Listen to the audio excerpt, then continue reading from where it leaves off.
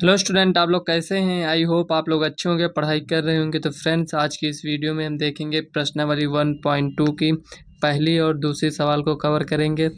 हमने 1.1 को इसके पहले की वीडियो में कवर करा दिया है। अगर आपने इसके पहले की वीडियो नहीं देखी तो आप चैनल के प्लेलिस्ट में जाकर आप इसके पहले की वीडियो देख लीजिएगा। तो चलिए फ्रेंड्स, वीडियो को स्टार्ट करते हैं। तो फ्रेंड्स, इसमें पहला क्वेश्चन इसमें दिया है, नीचे दिए गए कथन सत्य हैं या असत्य हैं, कारण के साथ अपने उत्तर दीजिए। तो फ्रेंड्स, इसमें क्वेश्चन में जो दिया है सत्य या असत्य, तो ये जो दिया है 1 और 2 और 3 मतलब फर्स्ट सेकंड थर्ड जो क्वेश्चन दिया है, इसमें हमें सत्य असत्य बताना है। लेकिन केवल इसमें हमें सत्य असत्य ही नहीं बताना है, हमें कारण भी देना है कि ये सत्य क्यों है और असत्य है तो ये असत्य क्यों है, तो इसका हमें कारण देना है। तो चलिए पहला क्वेश्चन हम देखते हैं इसमें क्या दिया है। कह रहा है इसमें प्रत्येक अपरिमेय संख्या एक वास्तविक संख्या होती है। दूसरा क्वेश्चन है, संख्या रेखा का प्रत्येक बिंदु रूट यम के रूप का होता है जहां यम एक प्राकृत संख्या है। प्रत्येक वास्तविक संख्या एक अपरिमेय संख्या होती है। तो यहाँ फ्रेंड्स 3 क्वेश्चन है, तो चलिए इसको हम समझते हैं एक एक कर कर। तो फ्रेंड्स, इसका आंसर देने से पहले आपको ये बात ज़रूर समझना चाहिए कि जो ये प्रत्येक अपरिमेय संख्या एक वास्तविक संख्या होती है, मतलब इसमें हमें ये बताना है कि जो अपरिमेय संख्या है, मतलब जैसे हम अपरिमेय संख्या कोई भी संख्या ले सकते हैं, जैसे √2 √3 √5 या कोई भी और संख्याएं हो सकती हैं। जैसे एग्जांपल के रूप में हम √5 को लेते हैं, तो क्या जो √5 क्या है, अपरिमेय संख्या है, ये तो हमें पता चल गया है √5 अपरिमेय संख्या है। तो जो √5 है हम देखेंगे क्या वास्तविक संख्या में हमें मिल सकता है, ये सबसे बड़ी पॉइंट है। इसमें हमें इसी तरह चेक करना पड़ता है, क्या √5 वास्तविक संख्या में हमें मिल सकता है। अगर मिलता है तो हम कह सकते हैं सत्य है, अगर नहीं मिलता है तो हम कहेंगे असत्य। तो आप देख सकते हैं कि जो √5 है वह एक वास्तविक संख्या भी है। क्यों है? क्योंकि जो वास्तविक संख्या होती है, ये वास्तविक संख्या है क्या, परिमेय और अपरिमेय संख्याओं के संग्रह को ही वास्तविक संख्या कहते हैं। मतलब कि इसमें परिमेय संख्या भी रहेगा और अपरिमेय संख्या भी रहेगा। तो वही क्वेश्चन में कह रहा है जो अपरिमेय संख्या है क्या ये वास्तविक संख्या है। तो हमने एक एग्जांपल लेकर आपको बताया कि √5 एक अपरिमेय संख्या है और √5 एक वास्तविक संख्या भी है। इसका मतलब ये हुआ कि जो √5 है इसमें वास्तविक संख्या में भी हमें मिलेगा, और क्वेश्चन में वही कह रहा है कि प्रत्येक अपरिमेय संख्या एक वास्तविक संख्या है, तो हम कह सकते हैं सत्य। और इसका हमें कारण देना है, तो हम यहाँ पर लिख सकते हैं कि वास्तविक संख्या क्या है, प्रत्येक परिमेय और अपरिमेय संख्याओं के संग्रह को ही वास्तविक संख्या कहते हैं। तो इसका कारण हम इस रूप में दे सकते हैं। तो चलिए इसको हम लिख लेते हैं। तो फ्रेंड्स, यहाँ हमने क्वेश्चन को नहीं नोट किया है, आप बुक में वैसे भी देख चुके होंगे। तो यहाँ पर हम लिखेंगे सत्य, क्योंकि हमें कारण देना है, तो यहाँ पर हम लिखेंगे क्योंकि वास्तविक संख्या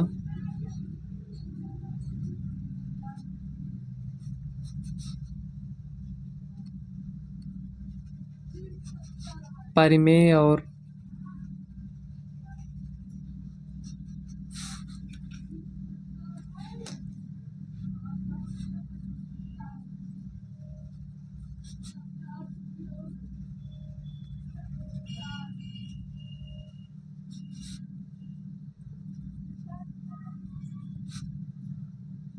संख्याओं का संग्रह होता है।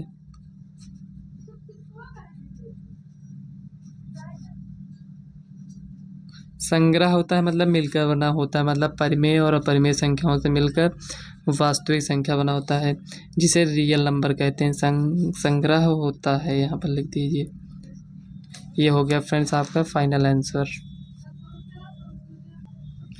तो फ्रेंड्स, इसमें दूसरे क्वेश्चन में आप देख सकते हैं, इसमें दिया है संख्या रेखा का प्रत्येक बिंदु रूट यम के रूप का होता है जहां यम एक प्राकृत संख्या है। तो फ्रेंड्स, इसमें हमसे 2 कंडीशन दिया है, एक तो कह रहा है संख्या रेखा और दूसरा हमसे कह रहा है यम एक प्राकृत संख्या है। तो फ्रेंड्स, संख्या रेखा क्या है, उसमें पॉजिटिव निगेटिव दोनों वैल्यू होगी, और इसमें कह रहा है यम एक प्राकृत संख्या है। तो क्या ये रूट यम, मान लीजिए संख्या रेखा पर हम इसको दिखाना है रूट यम को, तो संख्या रेखा में निगेटिव वैल्यू भी होगी, तो क्या हम इसमें यम की जगह -1 रख दें तो क्या इसका वर्गमूल निकलेगा? नहीं निकलेगा। और यहाँ पर एक कंडीशन ये भी दे दिया गया कि यम एक प्राकृत संख्या है। तो फ्रेंड्स इसमें संख्या रेखा पर अगर हमें दिखाना है तो यहाँ पर पॉजिटिव निगेटिव दोनों वैल्यू आएंगी और यम एक प्राकृत संख्या दिया है तो ये आपका असत्य हो जाएगा। अब आप सोच रहे हो असत्य क्यों होगा? तो फ्रेंड्स हमने आपको बताया कि ये संख्या रेखा है, इसमें पॉजिटिव निगेटिव दोनों वैल्यू होगी और यहाँ पर हमसे कहा है कि यम एक प्राकृत संख्या है। मतलब प्राकृत संख्या मतलब पॉजिटिव वैल्यू होगी सब, मतलब 1 2 3 ये सब संख्याएं होंगी। तो इसका अगर रूट का मतलब यम की जगह पर 1 या 2 या कुछ भी रखते हैं तो इसका वर्गमूल मान लीजिए निकल आएगा। लेकिन क्या संख्या रेखा में जो माइनस वैल्यू मान लीजिए -2 -3 कुछ भी रखेंगे तो क्या उसका वर्गमूल निकलेगा? नहीं निकलेगा। तो वही उसी को हमें यहाँ पर लिख देना है। तो चलिए इसको हम कैसे लिखेंगे उसे हम आपको बताते हैं। तो फ्रेंड दूसरा क्वेश्चन इसमें समझने से पहले हम समझ लेते हैं संख्या रेखा किसे कहते हैं।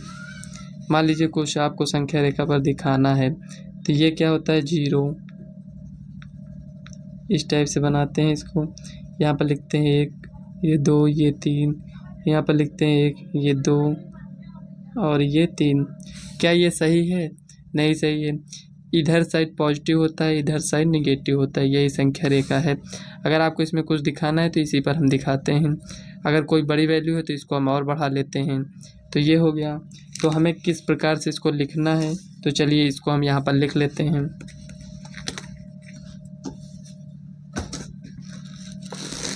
यहाँ पर हम लिखेंगे असत्य,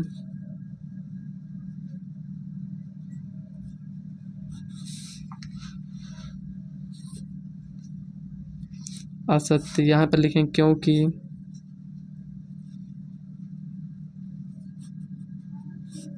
संख्या रेखा पर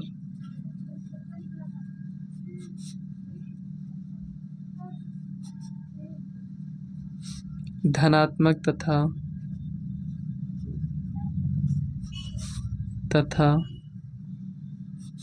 ऋणात्मक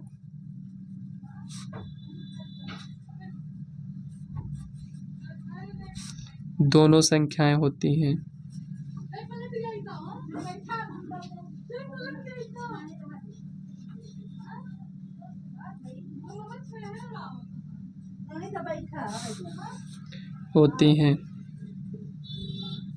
और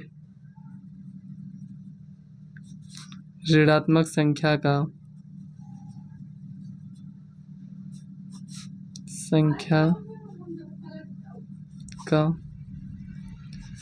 वर्गमूल नहीं निकाला जा सकता है।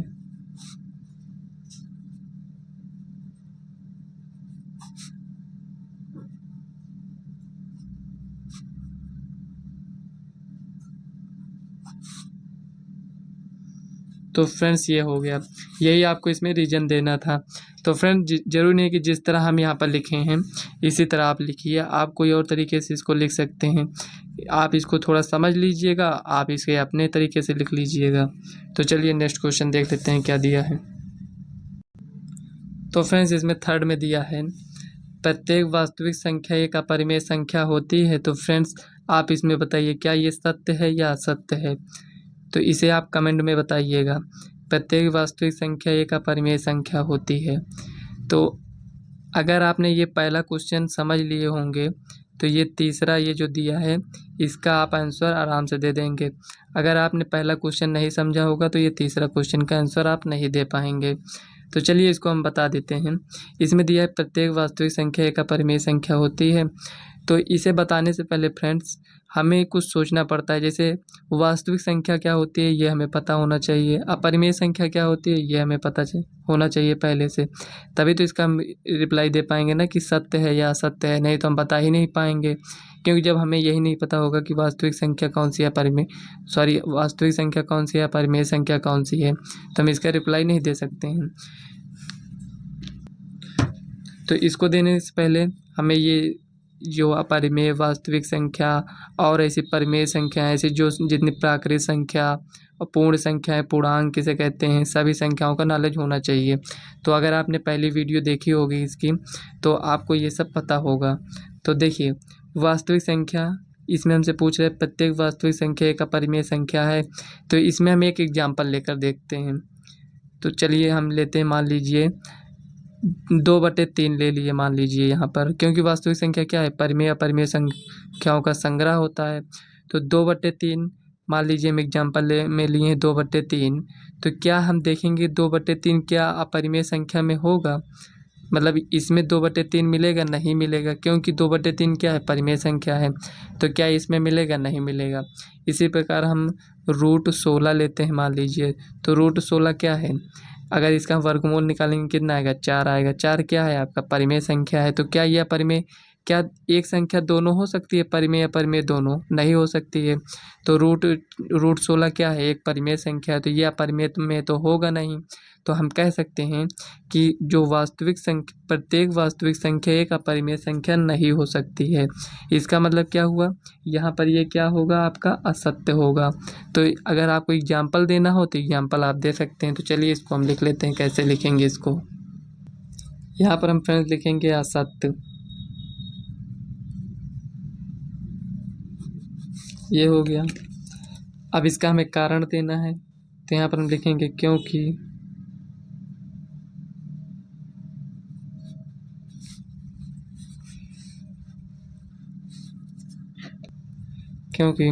2/3 या √16, ऐसे बहुत सी संख्या हो सकती हैं। आप अपने तरफ से एग्जाम्पल ले लीजिएगा। 2/3 √16 संख्याएं वास्तविक संख्याएं तो हैं,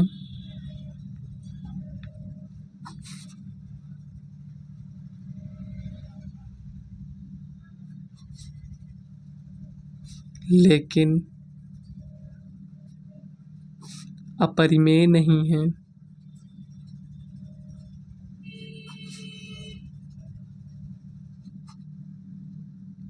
बस इतना छोटा एग्जाम्पल था।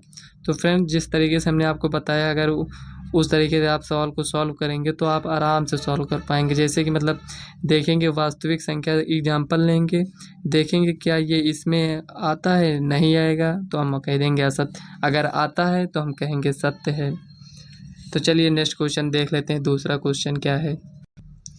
तो फ्रेंड, दूसरा क्वेश्चन इसमें दिया है, इसमें पहले आपसे पूछ रहा है, देखिए ये पहले में ही दे दिया गया, क्या सभी धनात्मक पूर्णांकों के वर्गमूल अपरिमेय होते हैं, यदि नहीं तो एक ऐसी संख्या के वर्गमूल का उदाहरण दीजिए जो एक परिमेय संख्या हो।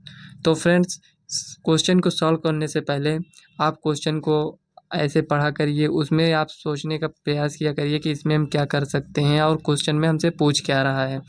तो स्टार्टिंग में भी आप देखेंगे कि इसमें हमसे पूछ रहा है कि क्या सभी धनात्मक पूर्णांकों के वर्गमूल, हमें कौन सी संख्या लेनी है, धनात्मक पूर्णांक लेना है।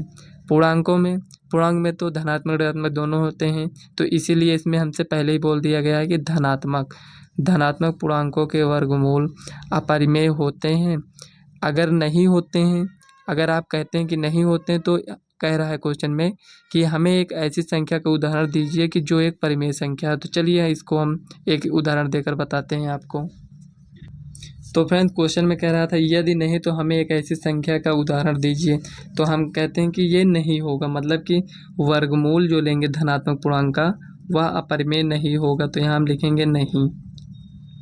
जब हमने नहीं बोल दिया तो इसमें हमें क्या करना पड़ेगा, हमें उन्हें एक एग्जाम्पल देना पड़ेगा। तो चलिए यहाँ पर एग्जाम्पल दे देते हैं। यहाँ पर लिखेंगे क्योंकि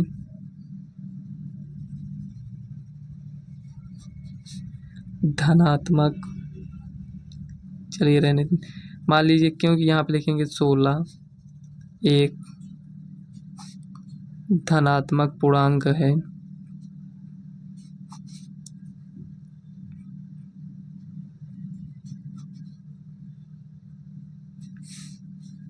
और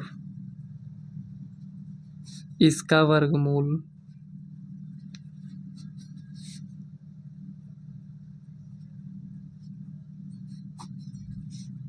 एक परिमेय संख्या है।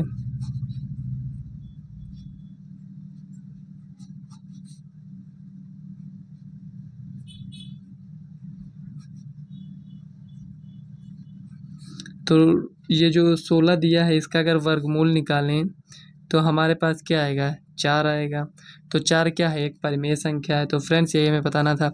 अब आपके मन में ये आ रहा होगा कि यहाँ पर हम 16 ही क्यों लिए हैं, यहाँ पर हम 5 भी तो ले सकते थे, मतलब कि यहाँ पर 5 लिखते तो उसका वर्गमूल निकालते तो वह एक अपरिमेय होता।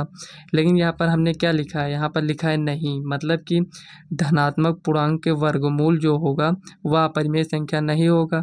तो उसी हिसाब से हमें इसमें एग्जाम्पल लेकर उन्हें बताना पड़ेगा कि नहीं, क्योंकि 16 एक धनात्मक पूर्णांक, मान लीजिए यहाँ पर हम 5 ले लेते तो यहाँ पर जो हमने नहीं लिखा है तो यहाँ पर ये हमारा रॉन्ग हो जाता।